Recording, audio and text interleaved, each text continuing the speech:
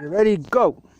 So all day long the noise of battle rolled among the mountains by the wintry sea, until King Arthur's table man by man had fall in lioness about their lord. King Arthur then, because his wounds were deep, the bold Sir Bedivere uplifted him. Sir Bedivere, the last of all his knights, and bore him to a chapel nigh the field. On one side lay a great ocean, and the other a great lake, and the moon was full.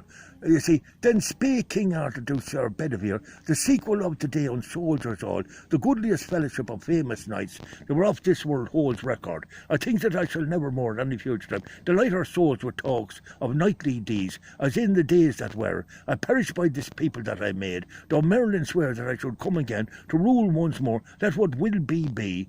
For now he said something about a dying king.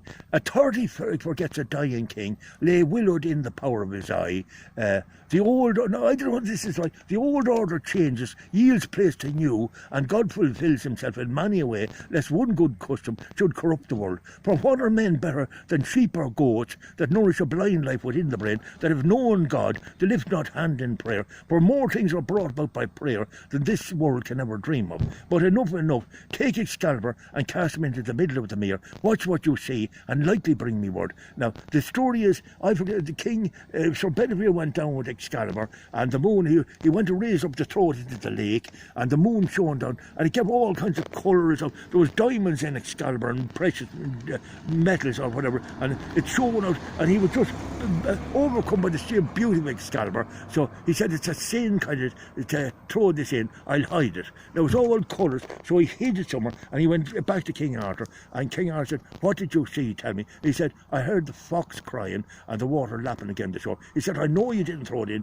Throw it in this time. So Sir Bedivere went down the second time, and he raised up and he went to wheel it around, and it gave all kinds of lights out with the reflection of the moon, and he was just overcome by the sheer beauty. He said, I can't actually throw that in, it's a sin. So he hid it the second time. Then he went back to King Arthur, and he said, King Arthur said, what have you done?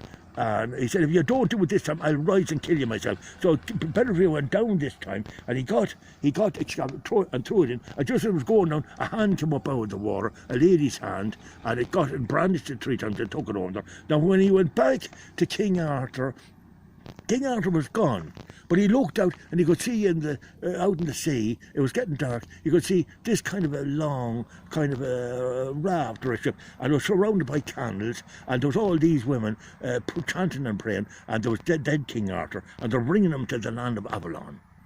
That's it. That's only the part I remember now. Avalon.